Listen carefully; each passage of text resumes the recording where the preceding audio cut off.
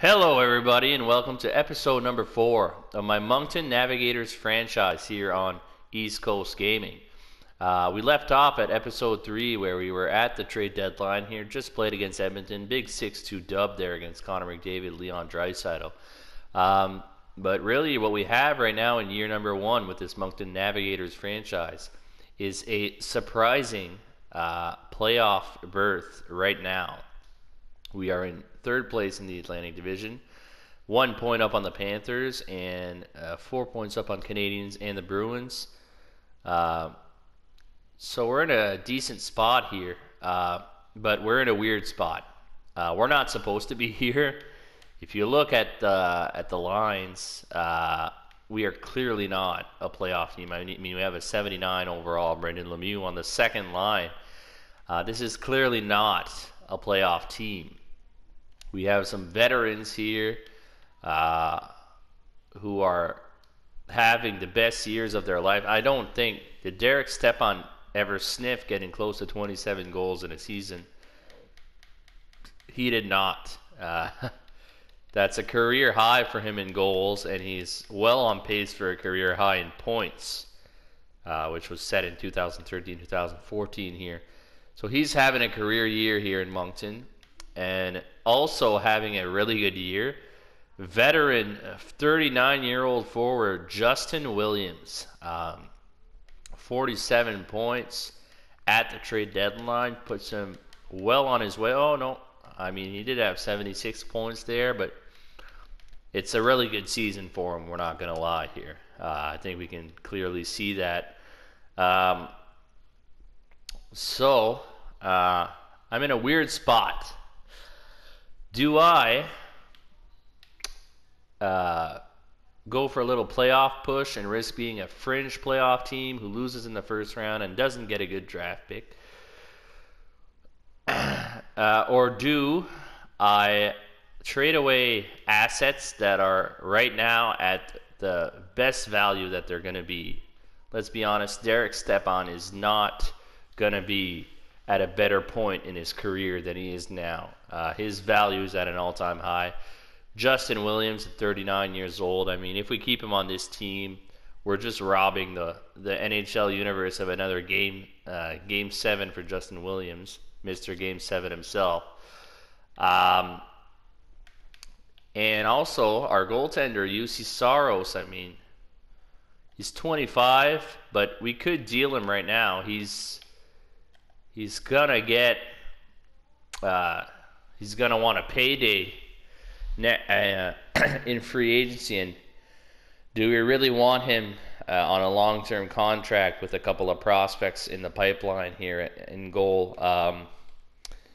So that's all questions that I asked myself, and I figured that I asked some friends, I debated, I looked at a lot of trade options, and well, I'm just going to reserve the surprise for when we get into the trade deadline, if we are a buyer or if we are a seller for this year. So might as well head right into it.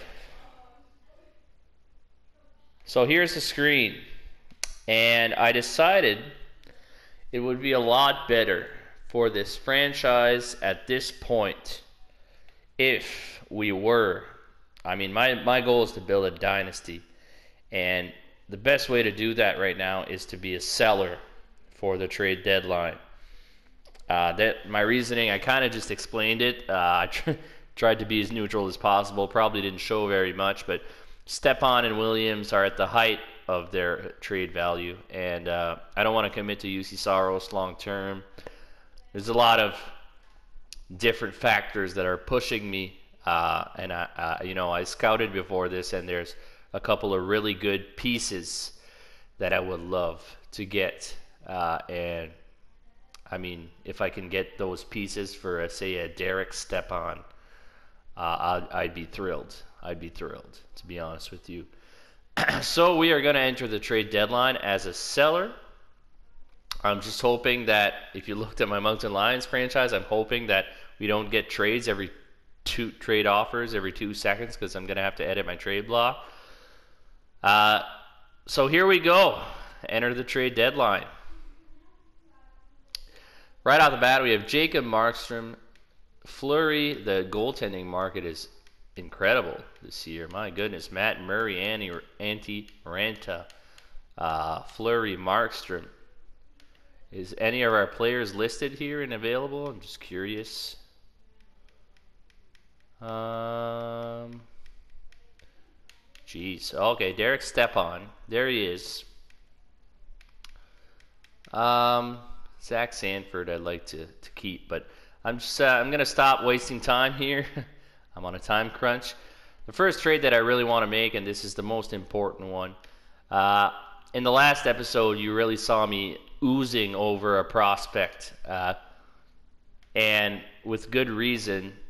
The prospect that I really wanted was Klim Kostin, because Klim Kostin, as a 78 overall left wing power forward, completes that center playmaker with Perfetti, right wing sniper with Lazarev, and left wing power forward with Klim Kostin. And also, he's going to be able to help the Atlantic Schooners to a Calder Cup maybe this year. That's what I want him to do, and that might help our goaltender Appleby in his development. So going the other way for Klim Kostin, and I'm going to have to make some changes here for sure, is Derek Stepan. I don't think you're ever going to see Derek Stepan's value be that high. And what I was telling my friends earlier is that Matt Roy is definitely a serviceable defenseman here, and he can be a sixth defenseman. Even his, I don't know if can you see it here? No, but his chemistry is off the charts for this team.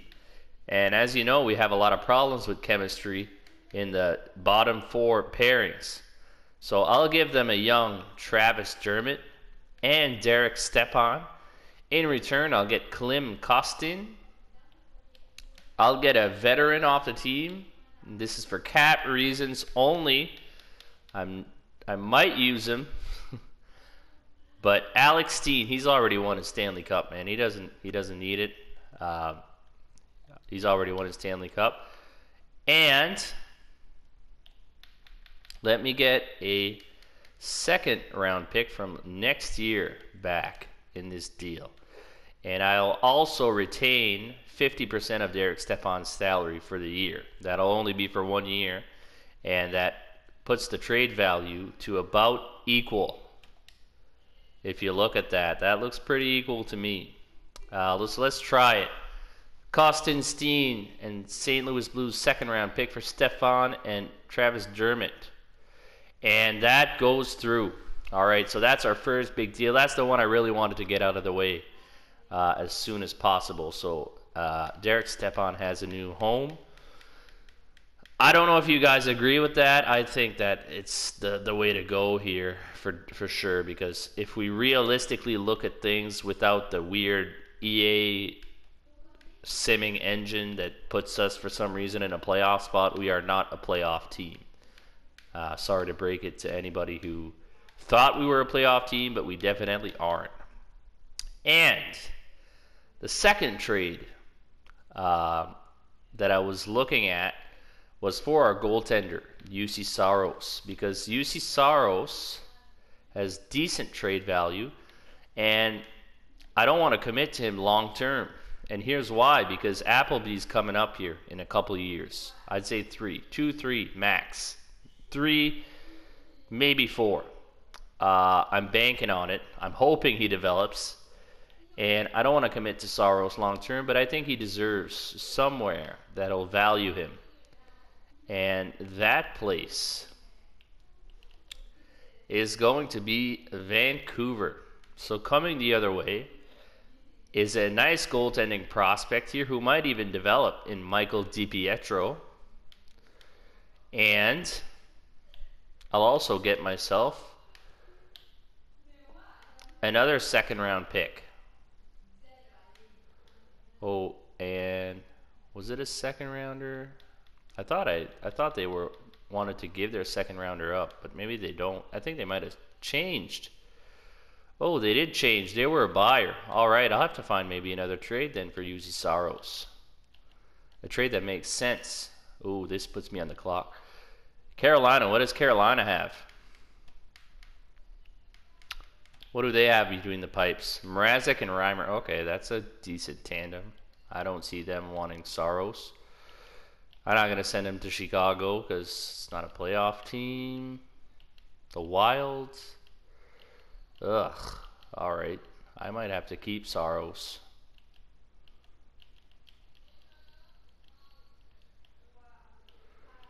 I might have to keep him.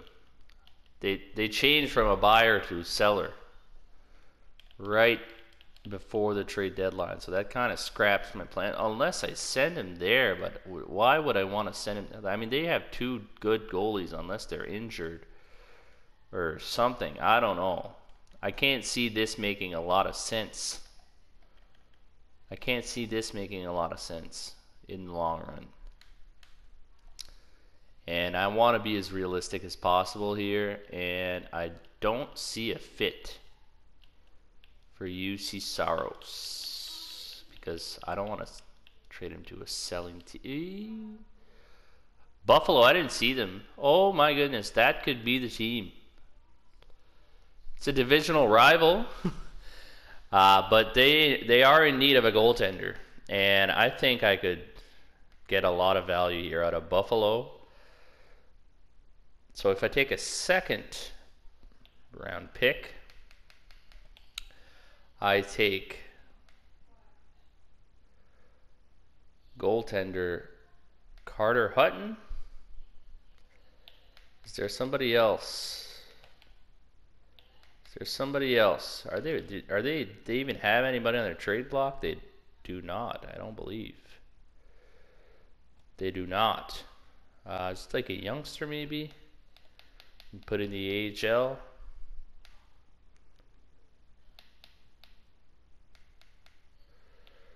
Or maybe a draft pick. I'll take a 4th round draft pick for next year. Will that go through a 2nd, a 4th, and Carter Hutton for UC Saros? I think that's a good deal. I don't want to commit to Saros long term. I have much more faith in Appleby. So that does go through. Perfect. So Saros can go chase a cup in Buffalo. And last but not least, if I don't plan on making the playoffs, what's the use of me having... Oh, that kind of glitched out. What's going on here? Oh, okay, there it is. What's the use in me having Mr. Game 7 on my roster if I'm not going to go to the playoffs? I mean, it seems like a waste, doesn't it? Justin Williams. And Justin Williams fits on... He did fit on the Vegas Golden Knights. I don't know if he fits anymore. I had him. Oh, they must have made a trade. Oh, that sucks. Is there anybody else who wants Justin Williams' services? I mean, Pittsburgh. Pittsburgh for a 3rd next year. And I'll throw in a 3rd and maybe like some throwaway forward here. Gotta go with Angelo. And I will retain 50% of Williams' salary, which only applies to this year. If I do that, can I just give them... Oh, yeah, that's perfect. So Justin Williams can go chase another cup in Pittsburgh, who are 43-12-7, and I get a 3rd round pick out of the deal. I think that is awesome, and Pittsburgh thinks so also. So what I'm doing here is, I hate to use the term asset management because that's what 2BC does, and I don't want to copy 2BC, but what I'm doing here is I'm getting the most out of the assets that I have, knowing that we realistically aren't a cup contending team. We could be a Cinderella story, but I'm not banking on that. Is there anybody else? Anybody else? Is there anybody else If I look at the team, centerman, I mean, we're going to be a crapshoot here for the next couple of... We don't have a second line center anymore. Cop can do that for...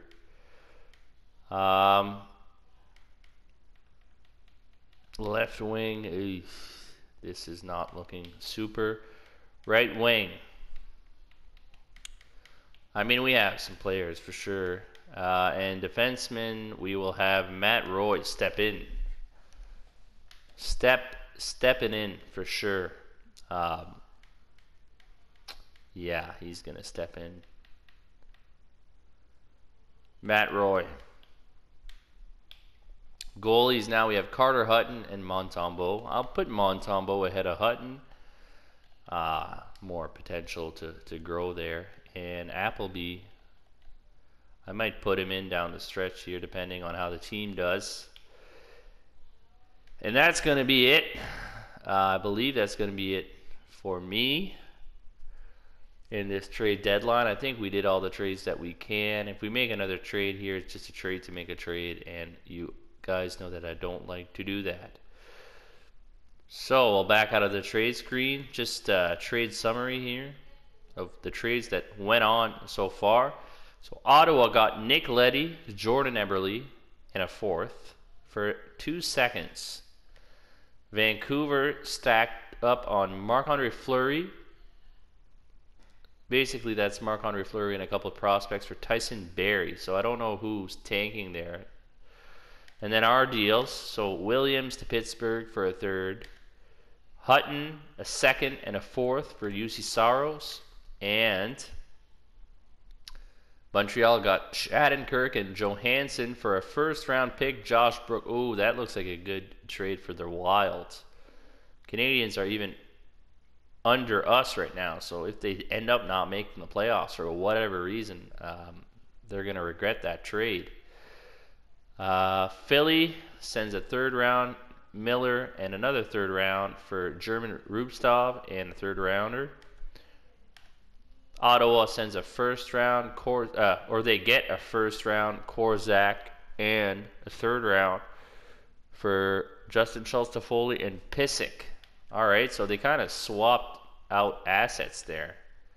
Ottawa got some guys. They sent some guys out. It's a bit of a weird one.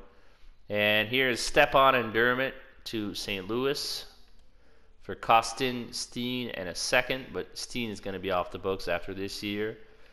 New Jersey gets a 3rd, Lievo, and a 6th for Ty Smith. Oh, the Calgary Flames, which are my childhood team, have made quite the move there. I'd say they won that one by a mile.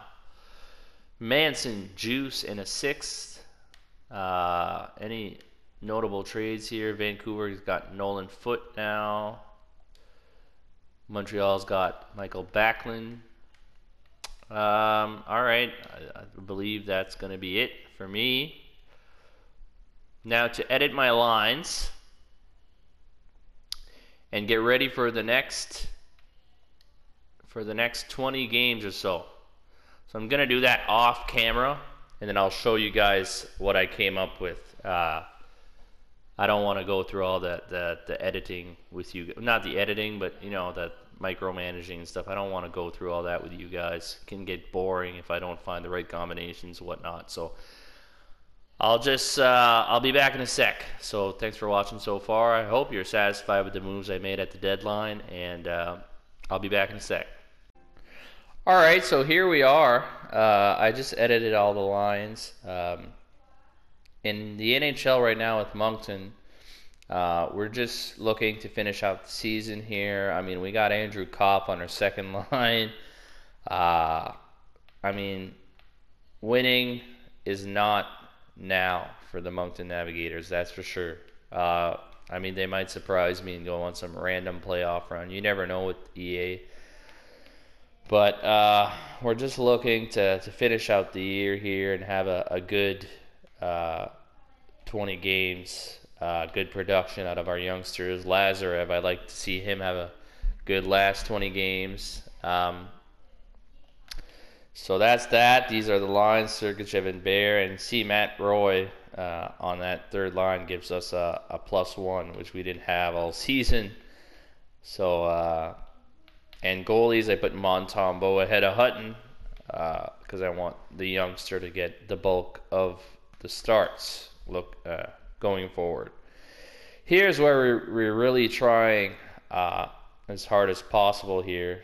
No, I just wanted to check.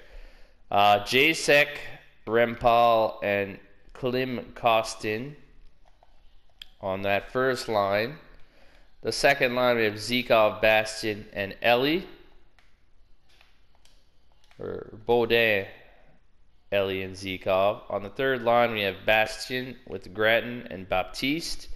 And Yan, Fonstad, and Perron. Those are my forward lines. Defensively, this is what it looks like. Why is he...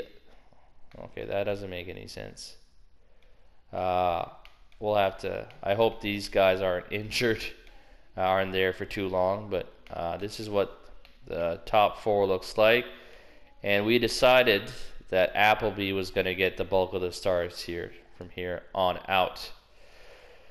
I might sign a few, maybe a couple just veteran. Oh, I don't think I can, right? No, I'll have to stick with what I have. So it's in the with the Atlantic Schooners that I'm looking to get to the playoffs. I'm going to real-time sim this game here. The Navigators against Dallas. Guryanov against his former team. Blake Como opens the scoring. And Moncton answers with two of their own. So Sanford and Lemieux on Ben Bishop. And my goodness, Moncton win the game. I mean, I'd be liable Lazarev's out now. Knowing EA, I wouldn't be surprised at all at making the playoffs. We had to call up Riley Stotts here to make our AHL lines, so at 63 overall, he's going to make his NHL debut on the fourth line. So let's go here. Ottawa. Like I said, I wouldn't be surprised at all that we would make the playoffs. So Ottawa, who's 30-32-2, why were they making all those moves for a playoff push? They're not even 500. Riley Stotts, 63 overall on the fourth line, gets his first NHL gold. Wow, I did not see that one coming. If that was Stotts again, I would have. Oh my God, I don't even know what I would have done. And Sanford and Taves score on Grace, but the Ottawa Senators get the best of the Moncton Navigators. Now, we're just going to sim to the end of the season here. A face-off with Derek Stepan and the St. Why did St. Louis... I mean, I should have looked at St. Louis's record, because now trading Stepan doesn't make a whole lot of sense. Why were they buyers? I don't understand that at all. Why were they even in the picture to be buyers? Their team sucks. Unless their division really sucks. I don't know. Anthony Louis, I mean, you're not going to play there, big guy. All right. Nashville, a loss in Washington. Robert Hagg, no, thank you. A loss against Toronto. Klim Kostin with it. Oh. Every time I try to do something, bites me in the butt. Holy, how many concussions are we going to get down the line here? Let's put Gambrell. Or does Boyle fit on that second? Boyle and Nash fits on the third. All right, that's perfect. Let's go for that. Baptiste. I mean, we're looking at a playoff spot here, guys, which I'm not super disappointed in. I just didn't want to upset my future for a chance at making the playoffs. But if we make a random Cinderella run with the team that we have, I mean, so be it. Boys are not giving up. Everything seems to be going smoothly, so why not? Why not? Be some great experience for the youngsters. And looking at this now, Oh my God. I just want to pause this for a second just to show you. And another win there. The next possible team to catch us is 83 points, and we have 90. I mean, I think this might be a playoff team. And now I feel stupid because I traded Stepan, and I didn't look at their record, but the Blues suck. And we are on the verge of clinching a playoff spot here, folks. Another win, and oh my goodness. Oh my goodness. In our first year of existence, ladies and gentlemen, we have clinched a playoff spot at 96 points. This has got to be one of the worst teams to ever make the playoffs. I'm not kidding. Well, I guess we'll simulate this game against a 31-foot. Why did they give me Klim Kostin? That does not make one bit of sense in my head. And we score 3. Edmondson, Nash, and Sanford. And going to a shootout here, the Blues beat us. But the Blues have a terrible record. Why did they give us? Why were they buyers? I still can't wrap my head around that. Them being buyers. That doesn't make sense at all. Zach Sanford finishes the year as my leading scorer. So we'll just check out that quick, I guess. So Gurianov and Sanford both had 53 points. Strome at 52. Sergachev 51. Sergachev had an awesome year. 88 overall. Wow. Lazarev did have what I expected him to have, like half a point per game. That's exactly what he's at, and he passed 20 goals, and he went up in overall. So that's good. That's good stuff. That's good stuff. I still can't believe we're a playoff team. I mean, Riley Stotts in 4 games and 2 goals. What a sniper. He should go up in overall or something. So that is with the NHL. We did make the playoffs. Let's see with the AHL. How do we do? We did make the playoffs there too. 96 points there also. Oh my God, the Griffins have 131 points. That is ridiculous. And the Atlantic Schooners also make the playoffs in their first year of existence. Very similar record to us. These are the stats here. Remy Ellie led the team. He'd be ready to make the jump, I think, next year. He's got 51 assists. He's an NHL player, boys. Grattan got 33 points, almost 20 goals. Klim Kostin, I believe is that in 49 games with us, or it's in 42 games with us. He had 22 points, which is no, excuse me. He had 9 points in 7 games. Oh, that's wonderful. That's actually really great. That's over a point per game. So he's been contributing. Fonstad went up 2 overall. I mean, Vero for a 58 overall had 20 points and was a even player. This is, I mean, ridiculous. Let's see goalies. Fucali had 61 games, and Appleby in 27 games had a pretty good showing. And he did go up in overall at the end there of the year. So that's good. Means starting him the bulk of the games to end the season kind of worked. He's not at a standstill at 63 overall. And I was assuming that we would sim right to the draft after this, but no, it looks like we got ourselves a playoff team here in Moncton and in Halifax. So it took us 3 years with the Moncton Lions. With the Moncton Navigators, it only takes us 1. I'm assuming we'll take on a very powerful team here. And it is UC Saros and the 48-25-9 Buffalo Sabres. So, I mean, I'm going to compare lines, but I can almost guarantee that what the Sabres have is a lot better than this. I mean, Sergachev is by far our best player. It's not even close. But they have Rasmus Dahlin. I mean, they have All right, I'll just go look at it real quick here. The Buffalo Sabres have Skinner, Eichel, Olofsson, Middlestad, who's only 81 overall, with Reinhart and Stahl, Okposo, Sabatka, Simmons, Thompson, Lazar, Raymond. Ooh, Raymond on the fourth line. That's pretty odd, but okay. So, I mean, looking at this, I mean, our bottom six might be comparable to theirs, but our top six is nowhere near that of Jack Eichel. Nowhere near it. And we have the best defenseman out of everybody, but they have the combo of Dahlin, Ristolainen, and I mean, the bottom four is pretty similar.